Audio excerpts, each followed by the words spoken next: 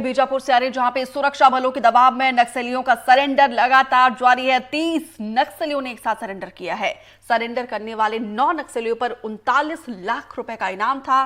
DIG, CRPF और SP के सामने ये सरेंडर किया है। 2024 का आंकड़ा, अभी तक जिन नक्सलियों ने सरेंडर किया है वो 76 है। देखिए कितनी बड़ी कामयाबी हमारे सुरक्षा बलों की है।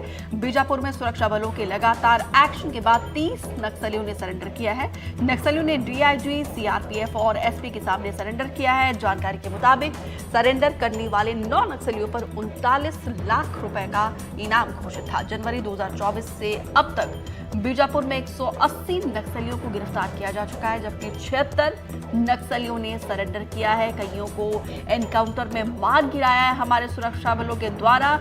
देखिए हमारे सुरक्षा बलों की तरफ से जो ऑपरेशन, जो अभियान चलाया जा रहा है उसमें कितनी बड़ी कामयाबी मिल रही है। 76 नक्सली जिन्होंने अभी तक 2024 में, देखिए इतने कम अंतराल में सरेंडर किया है, ये अपने आप में एक बड़ी उपलब्धि है। एक नए स्ट्रैटेजी के तहत जो हमारे सुरक्षा बल इस अभियान को आगे चला रहे हैं, उसके तहत एक के बाद एक सफलता मिल रही है।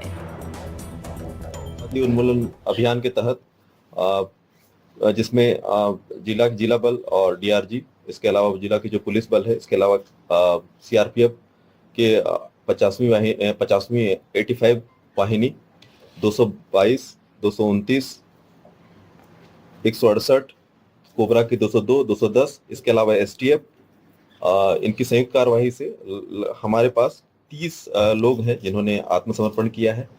इनका जो आत्मसमर्पण करने का जो मुख्य कारण है वो जो नक्सलियों, जो माओवादियों हैं, उनके विचारधारा से ये क्षुब्ध थे और जो छत्तीसगढ़ की जो पुनर्वास नीति है उसमें उसका जो प्रभाव है, उसमें जो प्रावधान है, उनके तहत इन्होंने आत्मसमर्पण किया है।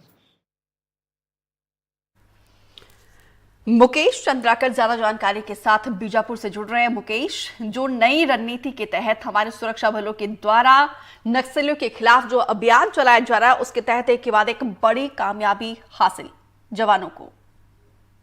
जी, निश्चित तौर पर इसे बड़ी कामयाबी के तौर पर ही देखा जाएगा। आपको बता दें कि सत्ता परिवर्तन के बाद नक्सल उन्मूलन पे सरकार काफी आक्रामकता दिखा रही है। पिछले 5 महीने की बात करें तो पिछले 5 महीने में अलग अलग एंटी नक्सल ऑपरेशंस में बस्तर के अलग अलग जिले में अब तक 103 माओवादियों को मार गिराने में सुरक्षा बल के जवानों को बड़ी कामयाबी हाथ लगी है। वहीं बड़ी संख्या में माओवादी गिरफ्तार भी हो रहे हैं और साथ ही सुरक्षा बल के जवानों के बढ़ते दबाव के कारण लगातार नक्सली सरेंडर भी कर रहे हैं। आज बीजापुर की बात करें तो 30 माओवादियों ने आत्मसमर्पण कर दिया है, लाल आतंक से तौबा कह दिया है। इसके साथ जैसा दावा पुलिस कर रही है, जैसी जानकारी पुलिस दे रही है कि सरेंडर किए हुए 30 में से 9 इनामी माओवादी हैं, जिन पे कुल 39 लाख का इनाम घोषित रहा है। जिन नक्सलियों ने सरेंडर किया है इनमें मिलिट्री कंपनी नंबर 2 के पीपीसीएम यानी कि पार्टी प्लाटून कमेटी के जो मेंबर्स होते हैं ये शामिल रहे। इसके अलावा प्लाटून नंबर 32 के पीपीसीएम रहे हैं और पीएलजीए बटालियन नंबर 1 के सदस्य रहे हैं। प्लाटून नंबर 4 के सदस्य रहे हैं, जनताना सरकार के अध्यक्ष रहे हैं। तो ये बड़े नक्सल लीडर्स रहे हैं। कई सीनियर लीडर्स भी रहे हैं जो 2006 से सक्रिय रहे हैं माओवाद संगठन में, 18-19 सालों से सक्रिय रहे नक्सल संगठन में और बड़े पदों पर रहे हैं। ऐसे में ये कहा जा सकता है कि नक्सल संगठन का कमर टूटता हुआ नजर आ रहा है। लगातार नक्सल संगठन को आघात पहुंच रहा है और झटके पे झटका लगता जा रहा है। एक झटके से नक्सल संगठन उभर पाए, इससे पहले ही फिर दूसरा झटका लग रहा है। आज भी जिस तरह से 30 माओवादियों ने आत्मसमर्पण किया है, इसे निश्चित तौर पर सुरक्षा बल के जवानों के लिए बड़ी कामयाबी के तौर पर देखा जा सकता है और साथ ही नक्सल संगठन के लिए बड़ा नुकसान हुआ है। जी दीपिका। मुकेश, ऐसा लग रहा है लाल आतंक की रीढ़ जो है वो टूट चुकी है और वो दिन दूर नहीं जब इन घाटियों से लाल आतंक का साया पूरी तरीके से खत्म हो जाएगा। जी देखिए दीपिका, जिस तरीके से लगातार एंटी नक्सल ऑपरेशंस में हमें तेजी देखने को मिल रही है, एंटी नक्सल ऑपरेशन में तेजी देखने के साथ ही हम जो देख पा रहे हैं वो ये है कि सरकार लगातार नक्सलियों के आधार इलाके में सुरक्षा बल के कैंप स्थापित कर रही है। पिछले 5 महीने की बात करें तो 5 महीने में करीब 14 कैंप स्थापित किए गए हैं।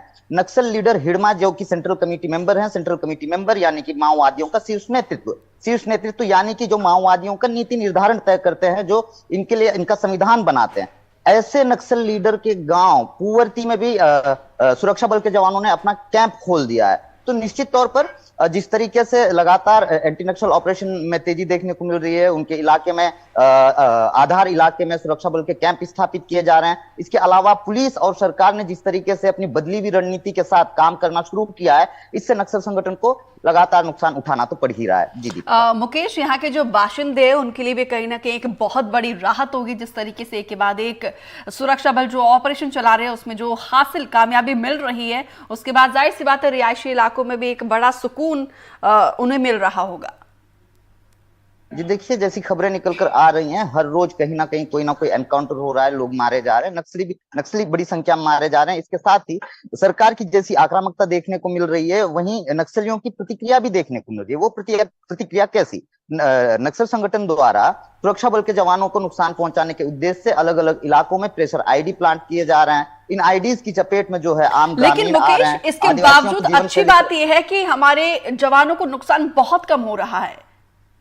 जी, ये बड़ी बात है। हम लंबे समय से देखें, नक्सल इतिहास का जिक्र कर ले तो आप लंबे समय से बस्तर में हुए तमाम बड़ी वारदातों पे एक नजर डालेंगे तो ये टीसीओसी के महीने में ही नक्सल संगठन द्वारा अंजाम दिए जाते हैं। टीसीओसी यानी कि टैक्टिकल काउंटर ऑफेंसिव कैंपेन। इसी दौरान माओवादी अपनी बदली हुई रणनीति के साथ सुरक्षा बल के जवानों पर बड़े हमले करते हैं। मार्च से लेकर मई माह तक माओवाद संगठन द्वारा टीसीओसी चलाया जाता है और इस दौरान बड़ी वारदातों को अंजाम दिया जाता है। बड़ी संख्या में जवान शहीद हो चुके हैं, लेकिन पहली बार ऐसा देखने को मिल रहा है कि टीसीओसी के महीने में, टीसीओसी के वक्त पे नक्सल संगठन को उनके अपने इलाके में मुंह की खानी पड़ रही है। हमारे सुरक्षा बल जो है एक आक्रामक रुख अख्तियार किए हुए हैं, तो वही दूसरी ओर सरकार की तरफ से भी बातचीत का खुला प्रस्ताव लगातार नक्सलियों के सामने रखा जा रहा है। फिलहाल विस्तार से जानकारी साझा करने के लिए मुकेश, आपका बहुत बहुत शुक्रिया।